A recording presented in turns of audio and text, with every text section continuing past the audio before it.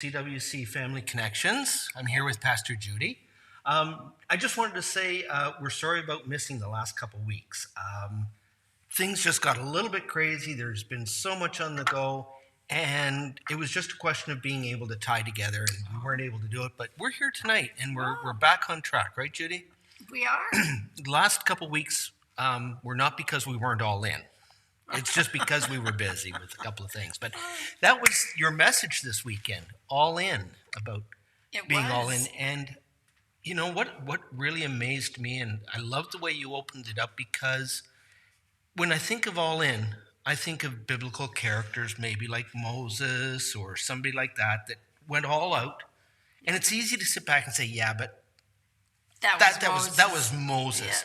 Yes. You talked about a couple of people, just everyday people that really went all in and showed us we don't have any excuses.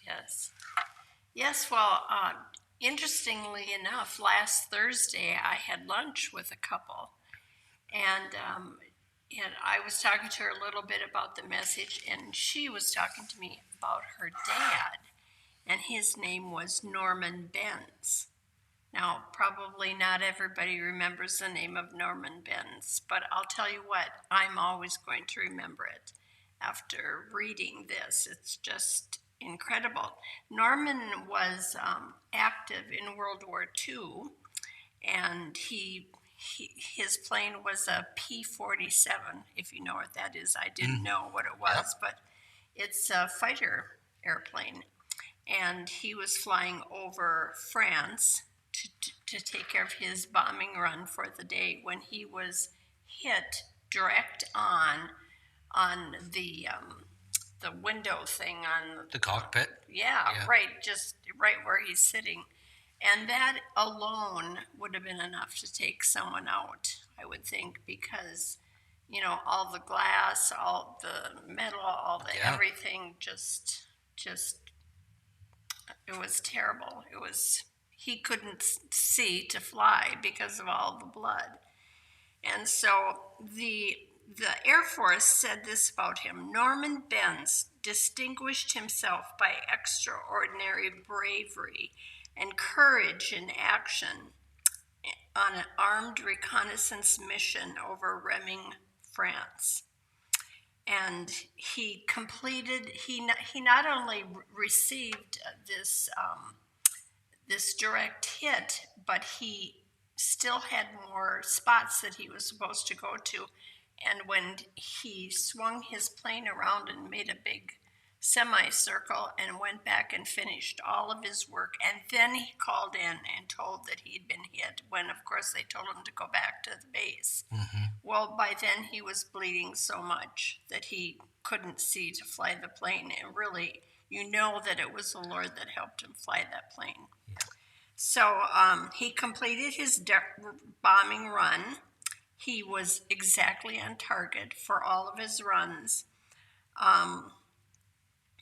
The shell fragments of the canopy did just horrible damage, not only to the plane, but to him. He received compound fractures to his jaw, and that was very, very serious. And my goodness. Yeah. Severe wounds to his right thigh, severe compound fractures to his right arm, wounds penetrating his face, his chest, both arms and hands, and his eyes and face covered with blood, making it difficult to fly.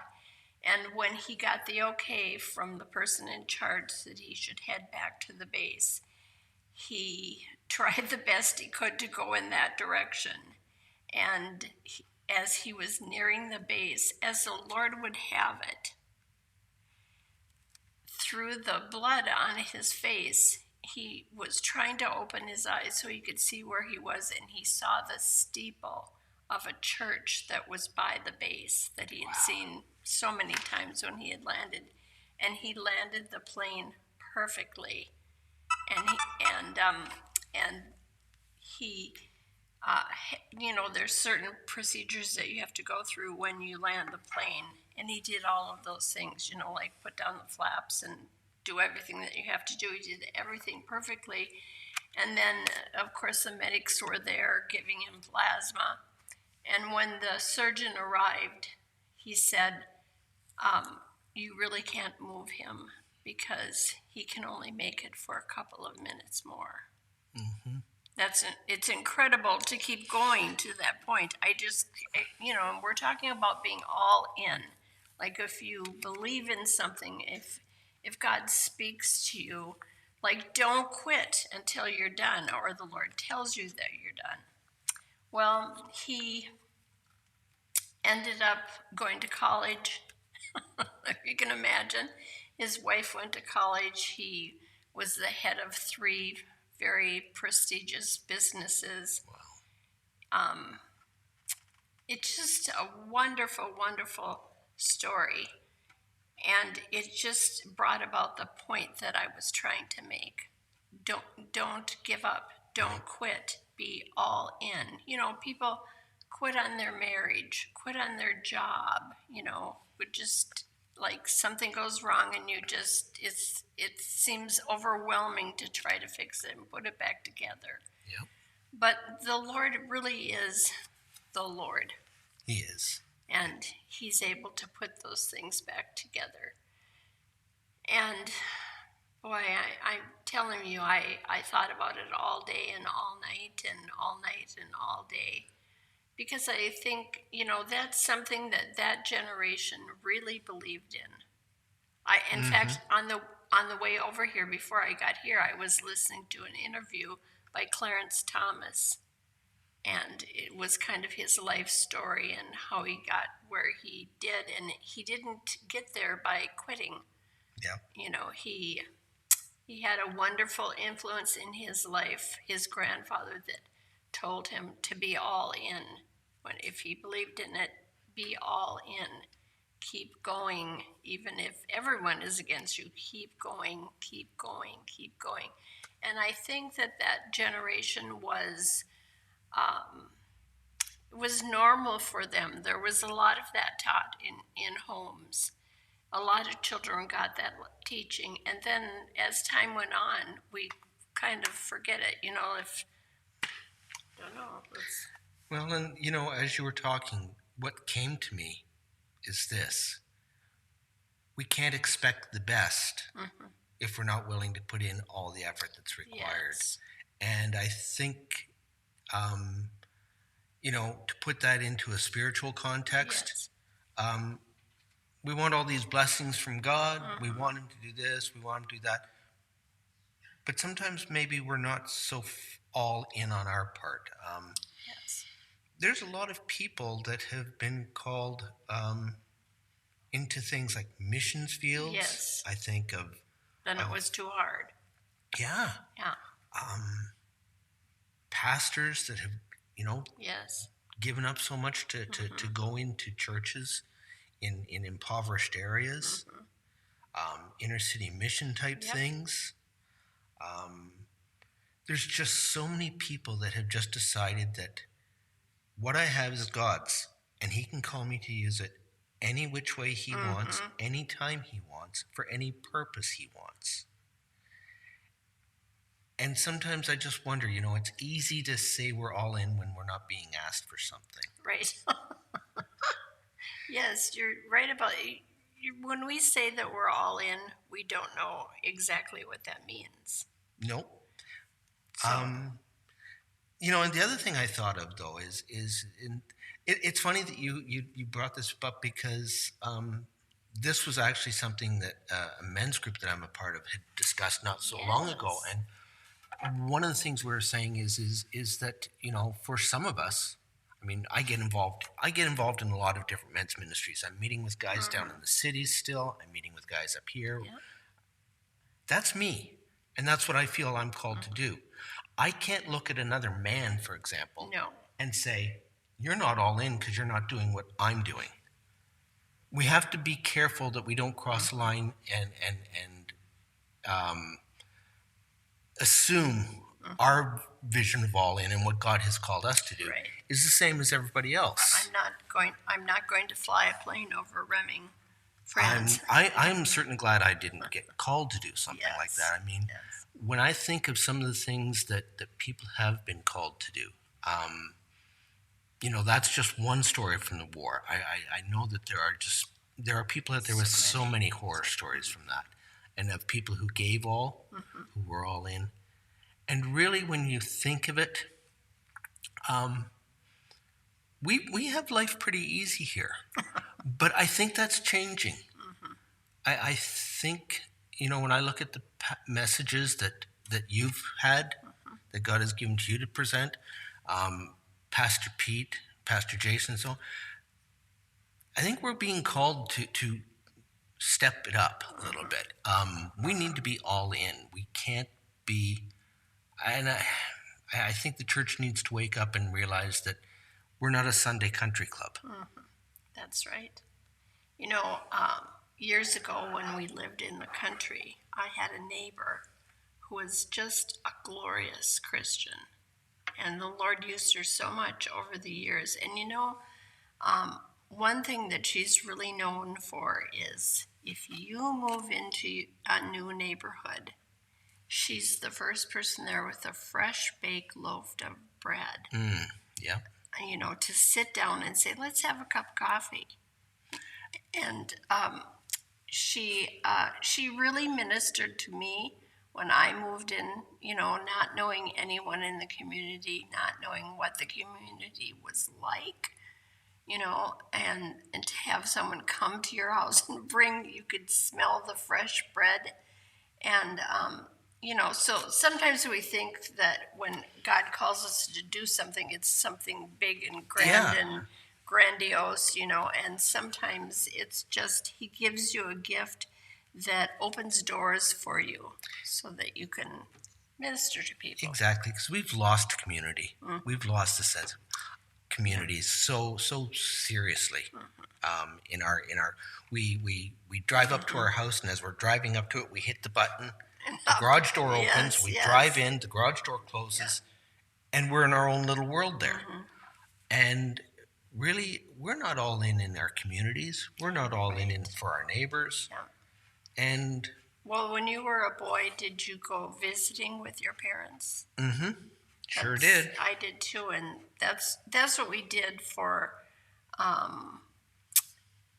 We didn't sit and watch TV on Sunday night or Saturday night, or it was a rare thing that we ever got to watch TV, but we always went visiting.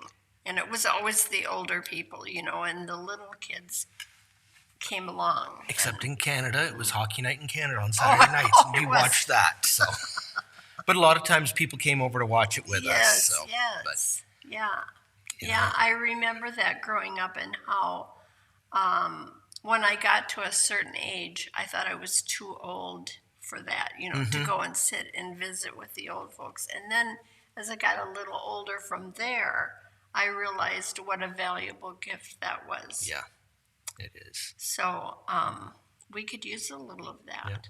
Yeah. Well, I'm just so glad that you brought that message. I know it touched a lot of people. I know. Well, we got together on Sunday afternoon, a bunch of us, and that was part of the conversation. That whole message that you delivered about being all in, and I think it generated a lot of good discussion. So I'm looking forward to seeing just what God is doing here. Yeah. And how He's calling us to be all into whatever it is He's doing. So, and speaking of that, there are some things coming up where you can be all in. So this Friday night, 7 o'clock, right here at CWC. It's our CWC worship night. If you haven't been before, you don't know what you're missing. If you have been before, you know how great a time it is. I encourage you to please come on out. On the 24th of July, we're going to have a CWC family evening, family fun evening. And so it is for kids from 0 to 99, and everybody's a kid at heart. So, and we're going to come out. There's going to be some games and so on like that. There's going to be a bonfire. We're going to do some s'mores, maybe.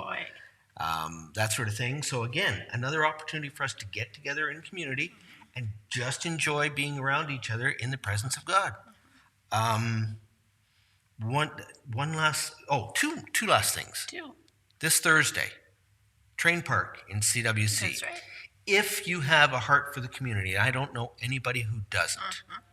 If you've got a heart for this community, please come on out to the Train Park in Sandstone, 7 o'clock on Thursday night.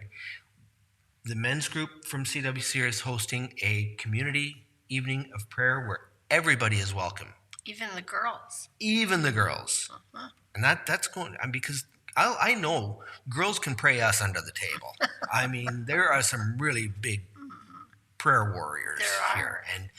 But if you can come out, our community is depending on you, plain and simple. We need an outpouring of the Holy Spirit here. We need to be calling on God to come in and show up here and just bathe this place in His love. Yes, and it's not just for our church, right? No, it's not. It's for anybody and everybody. And then the last thing is I want everybody to keep in mind that probably starting in September, you've heard of the Chosen series? Oh, yes. Everybody is talking about this. Yeah. It is a fantastic series. It's incredible. And we have found out that we are able to show it here at the church. So we are planning community get-together so that we can watch The Chosen. We'll probably watch a couple of the shows at a time on a Saturday or something like that, and then have a little bit of an open discussion about it, because it really does bring Scripture to life, because it fills so in real. It fills in the backstory, and it gives you an idea of maybe nobody knows what Peter said to his wife when he came home after Jesus said, "Follow me." Yes. But it could have happened that way, and it makes you think, man, there's somebody who was all in who had to go and tell his wife, Yes. hey, I need to be all in with this guy. That's right. So thank you so much for joining us and allowing us into your homes tonight. Pastor Judy, thank you so much again for that message and for coming out tonight and sharing again some of those stories. Thank you. And we will see all of you hopefully on Sunday. In the meantime, have a great weekend. God bless. Yes. God bless. Bye-bye.